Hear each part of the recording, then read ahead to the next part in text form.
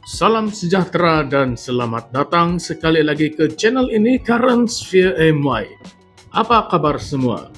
Hari ini kita akan bawa satu topik yang sangat panas dan sangat penting dan juga sangat berkait rapat dengan masa depan politik negeri Sabah. Percayalah, selepas Anda dengar semua yang akan saya kongsikan pada hari ini, Anda pasti akan rasa, ini bukan sekadar isu pilihan raya.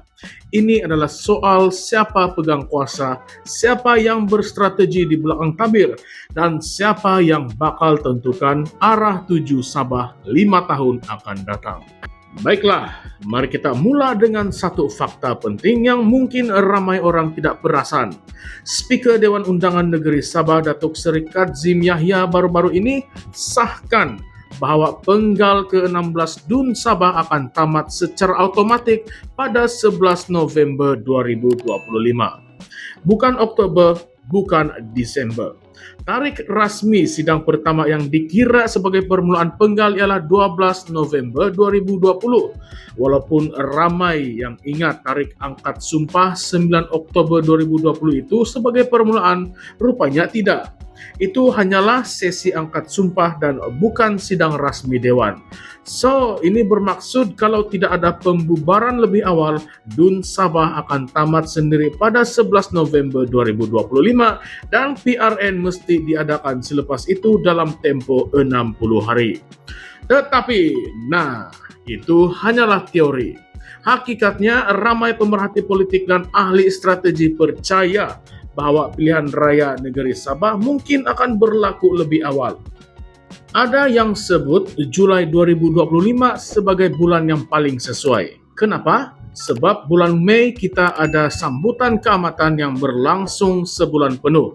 Dan pada 21 Jun pula adalah hari jadi rasmi yang di-Pertua Negeri Tun Musa Aman. Jadi slot antara penghujung Jun ke awal Julai adalah masa yang ideal dari segi logistik dan momentum politik. Tetapi adakah itu akan jadi kenyataan? Kalau begitu, kita kena tengok siapa yang bermain catur di belakang tabir ini. Ketua Menteri Sabah sekarang, Datuk Seri Haji Jinor dari Gabungan Rakyat Sabah ataupun GRS masih lagi belum membuat keputusan yang rasmi. Bila ditanya media baru-baru ini, lepas tamatnya sidang 5 hari DUN Sabah pada 17 April, beliau cuma senyum dan jawab, "Biar saya fikir dahulu." Itu jawaban sebenar saya. Inilah ayat klasik orang politik bila dia hendak membeli masa. Tetapi jangan salah faham, Haji Ji bukan tidak tahu apa yang dia ingin buat. Sebenarnya beliau sedang mengatur langkah. Tetapi apakah langkah itu? Tunggu dulu, mari kita bongkar sama-sama. Dalam kenyataan yang sama, Haji Ji mengakui bahwa penggal sekarang akan tamat November ini. Tetapi dia juga tekankan bahwa sebarang keputusan untuk bubar DUN mesti dibuat secara konsensus, yaitu dengan perbincangan bersama semua parti komponen dalam GRS dan juga rakan mereka dalam Kerajaan Negeri Sabah, termasuklah Sabah Pakatan Harapan Plus. Yang menariknya, dalam masa yang sama, Bung Mokhtar Radin, pengerusi Barisan Nasional Sabah, tiba-tiba buat kenyataan bahwa barisan telah bersedia untuk bekerja sama dengan Sabah Pakatan dalam PRN akan datang. Pelikkah? Bung yang dahulu keluar dari kerajaan GRS dalam cubaan rampasan kuasa pada Januari 2023, sekarang tiba-tiba ingin bekerja sama balik. Tetapi dengan pihak yang menyokong Haji Ji masa dia tengah kena tikam belakang dahulu. Politik Sabah memang unik. Hari ini musuh, esok boleh jadi kawan. Hari ini berdiri bersama, esok saling tuduh-menuduh. Macam drama bersiri TV3. Tetapi realitinya semua ini adalah cerminan kepada satu naratif yang lebih besar, yaitu usaha menyatukan Barisan Nasional, Pakatan Harapan dan GRS di Sabah. Seperti mana yang berlaku di peringkat persekutuan di bawah Kerajaan Perpaduan Pimpinan Perdana Menteri Datuk Seri Anwar Ibrahim. Dalam kata lain, Sabah sedang mencuba untuk mengikut acuan politik Putrajaya.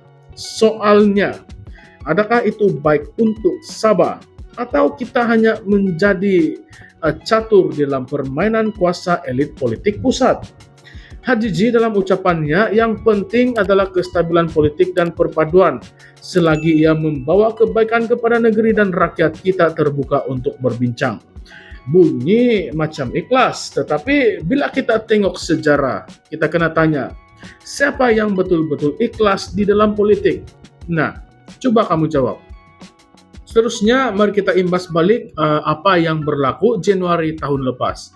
Ketika itu, Bung Mokhtar dan Barisan Nasional Sabah cuba tarik sokongan dari Hajiji dan juga GRS, tetapi percobaan itu gagal apabila beberapa adun UMNO berpaling tadah dan menyokong Hajiji. Pakatan Harapan Sabah pun turut memberi sokongan pada masa itu. Maka kerajaan Hajiji berjaya kekal tetapi dengan barisan baru, GRS, PH, dan Renegade UMNO.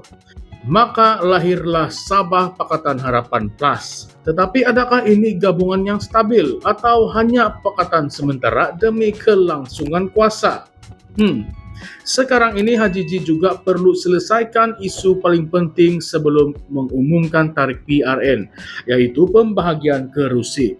Dalam GRS sendiri ada banyak parti, belum masuk lagi rundingan dengan PH Sabah. Apatah lagi kalau BN pun masuk gelanggang semula. Bayangkan betapa rumitnya agihan kerusi. Semua orang ingin bertanding, semua rasa mereka paling layak. Kalau tidak kena gaya, boleh meletup macam PRN Melaka ataupun Johor dahulu. Dan disinilah kita masuk ke bagian paling kontroversi, persoalan yang mungkin ramai tidak berani tanya secara terbuka.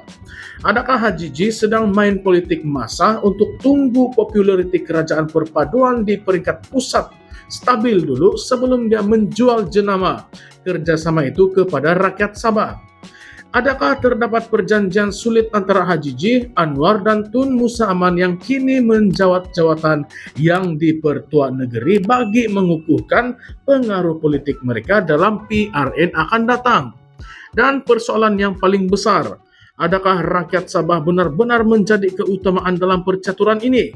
Atau kita semua cumalah pion ataupun bidak ataupun pawn di dalam permainan elit politik yang sedang mencari siapa pegang kuasa, siapa kawal peruntukan, siapa kawal proyek, siapa kawal hasil bumi Sabah. Penonton sekalian, PRN Sabah kali ini bukan sekadar pilihan raya biasa. Ini mungkin akan menjadi PRN yang tentukan hala tuju Sabah untuk 1 dekad akan datang. Ini adalah peluang untuk rakyat Sabah. Tentukan sama ada mereka mahu politik yang tulen ataupun politik yang penuh dengan kompromi. Dan sekarang saya ingin mendengar daripada anda semua. Adakah anda rasa patutkah PRN Sabah diadakan awal ataupun tunggu cukup penggal dahulu? Adakah Hajiji patut terus kekal sebagai ketua menteri? Atau patutkah kita beri peluang kepada gabungan baru?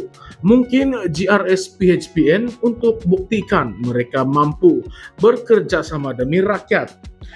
Dan yang paling penting, adakah rakyat Sabah masih percaya kepada sistem politik yang ada sekarang? Coba tuliskan jawaban anda di ruangan komen di bawah dan jangan lupa kongsikan video ini dengan kawan-kawan anda supaya lebih ramai yang sadar tentang apa yang sedang berlaku di Sabah.